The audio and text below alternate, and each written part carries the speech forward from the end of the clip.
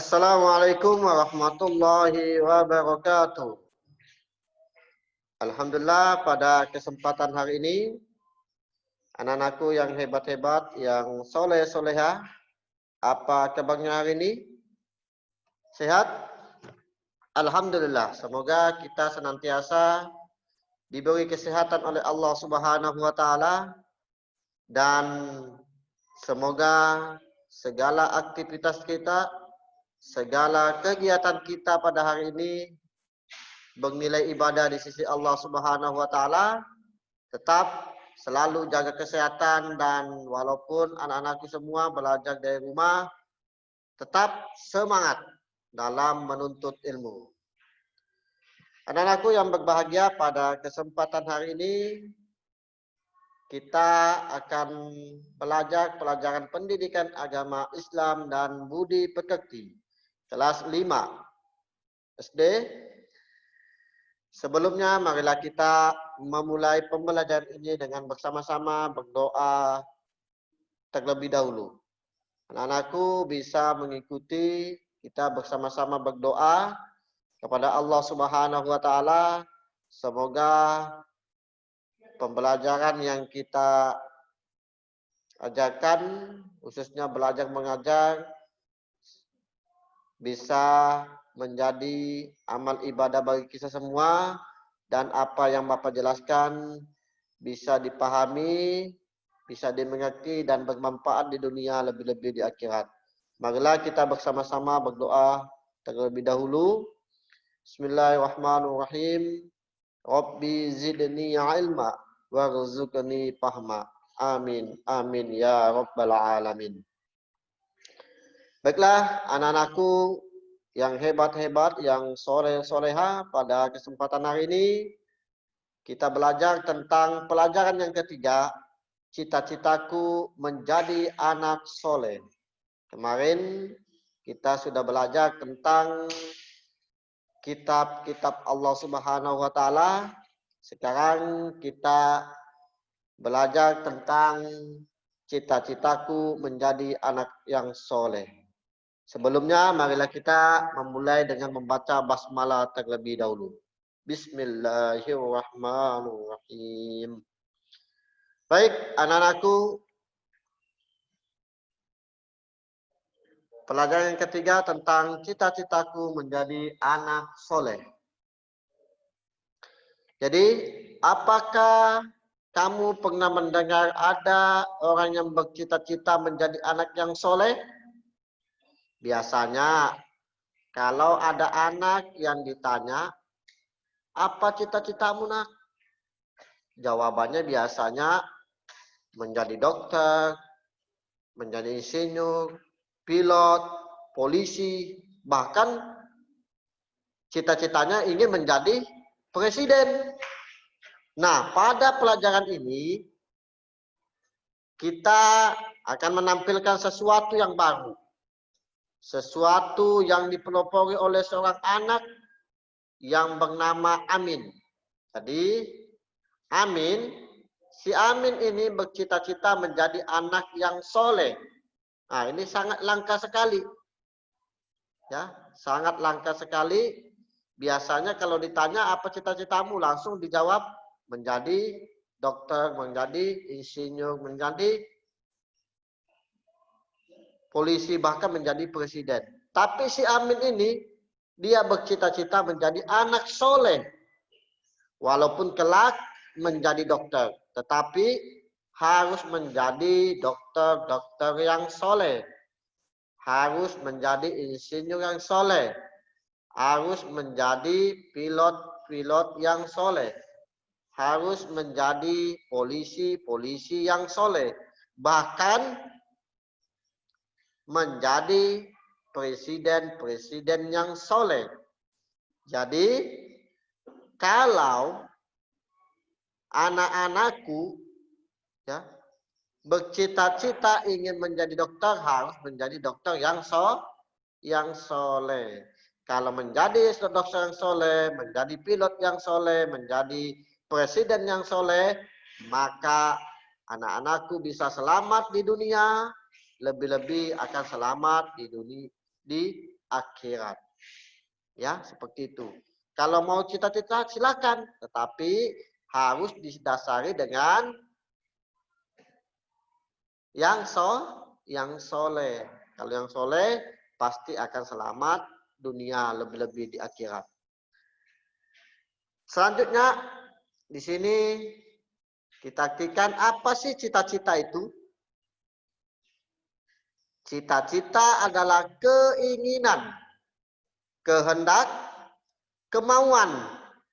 Ya, itu adalah arti cita-cita. Jadi keinginan, kehendak yang selalu ada di dalam pikiran. Berkeinginan sungguh-sungguh. Cita-cita, jadi harapan kita ke masa yang akan datang. Itu adalah cita-cita. Kalau ingin menggapai cita-cita, tiada lain dan tiada bukan harus selalu belajar dengan sungguh-sungguh. Ya, belajar dengan sungguh-sungguh.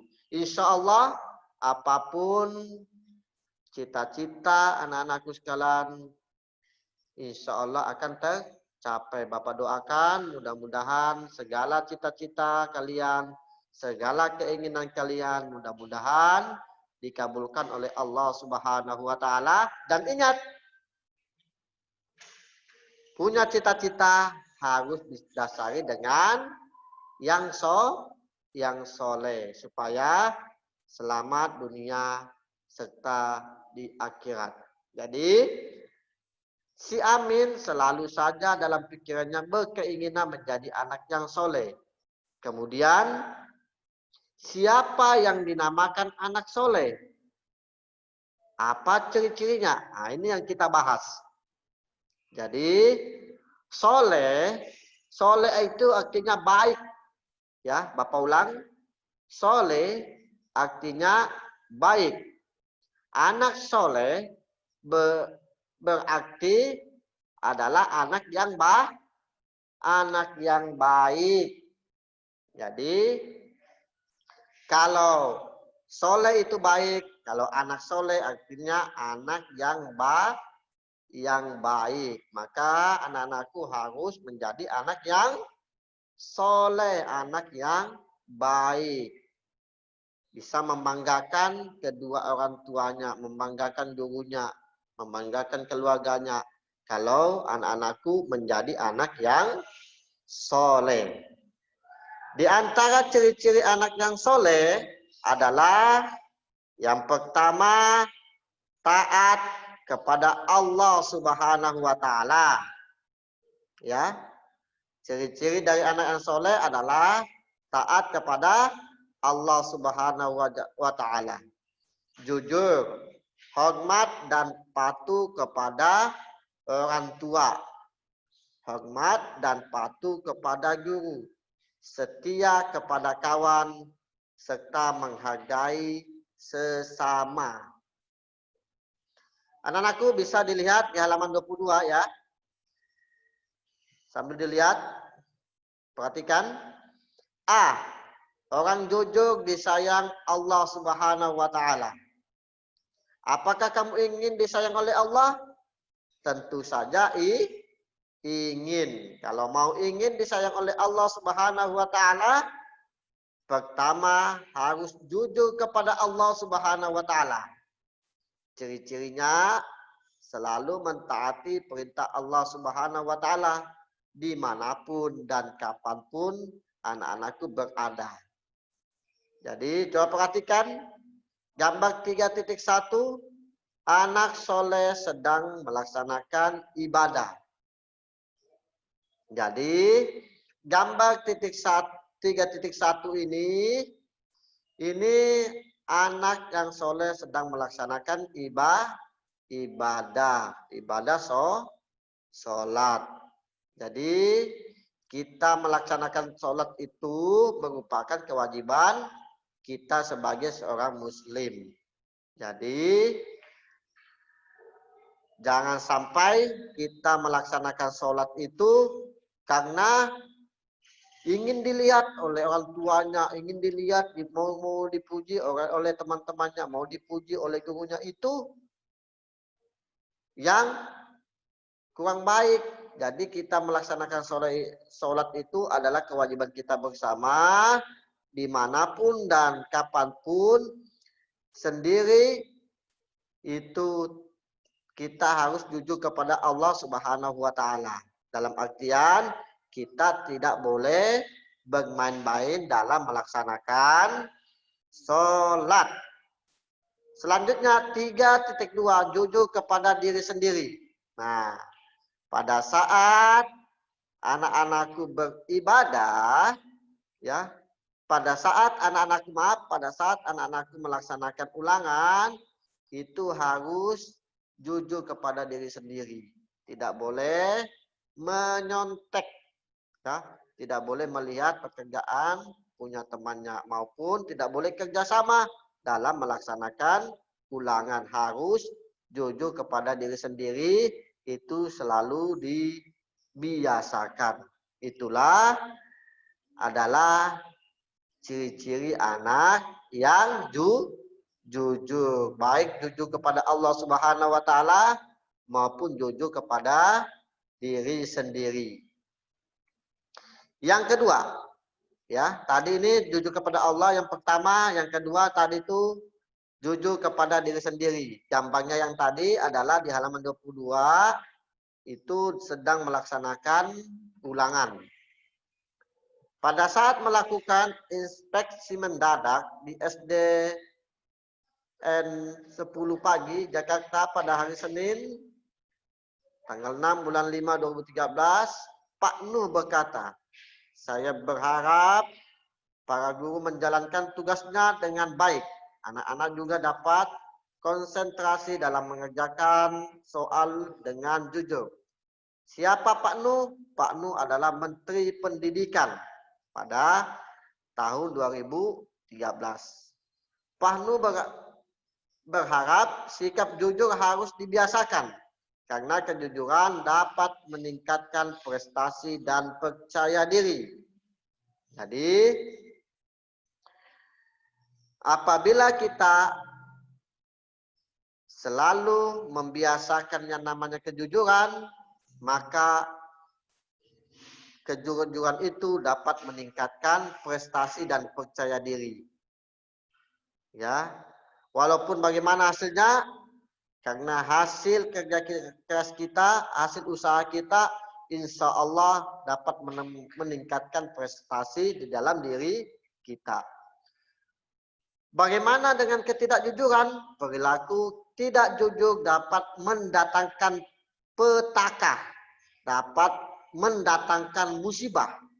Contohnya, bagi siswa yang menyontek ketika ujian, mereka akan dinyatakan tidak lulus. Nah, ini adalah perilaku tidak jujur mendatangkan petaka, yakni tidak lulus pada saat ujian.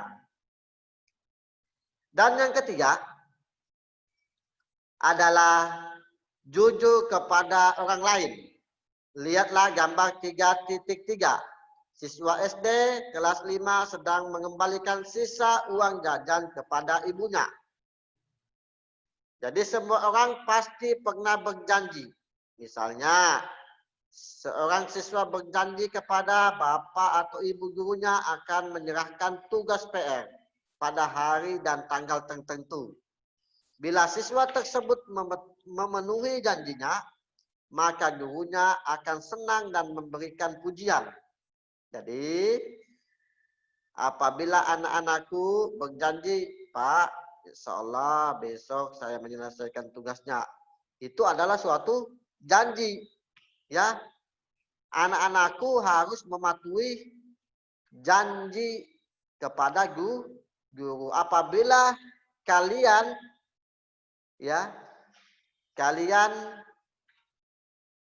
melunasi dalam artian menepati janji kepada gurunya, maka gurunya akan senang dan memberi pujian kepada anak yang jujur. Apa yang terjadi jika siswa tersebut tidak menepati janjinya? Nah, ini jawaban pada buku catatan dan tunjukkan kepada gurumu. Nah, ini kalian sudah bisa menjawab, ya. Jadi, jujur kepada orang lain, contohnya tadi ini 3.3 mengembalikan sisa uang jajan kepada ibunya. Jadi, apabila anak-anakku disuruh oleh orang tuanya untuk membelikan sesuatu, kalau ada ansulannya harus dikembalikan, disampaikan kepada orang tuanya. Nah, itulah yang tadi pembahasan kita adalah orang jujur disayang oleh Allah Subhanahu wa taala. Yang pertama tadi jujur kepada Allah Subhanahu wa taala, contohnya adalah anak soleh sedang beribadah. Adapun jujur kepada diri sendiri pada saat melaksanakan ulangan, jujur kepada diri sendiri, tidak menyontek, ya, melihat hasil kerjaan temannya, itu adalah perbuatan yang tidak baik.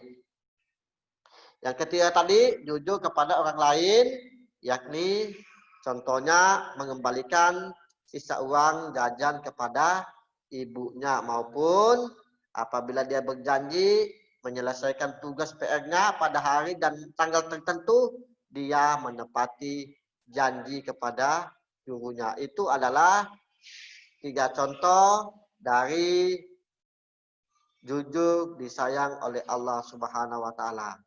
Jadi, anak-anakku sekalian, kiranya hanya ini yang dapat Bapak sampaikan, ya. Mudah-mudahan apa yang Bapak sampaikan bisa dipahami bersama, bisa menjadi amal ibadah bagi kita semua, dan marilah kita sama-sama menutup pembelajaran ini dengan bersama-sama membaca alhamdulillah. Alhamdulillahirabbil alamin. Sekian, wassalamualaikum warahmatullahi wabarakatuh.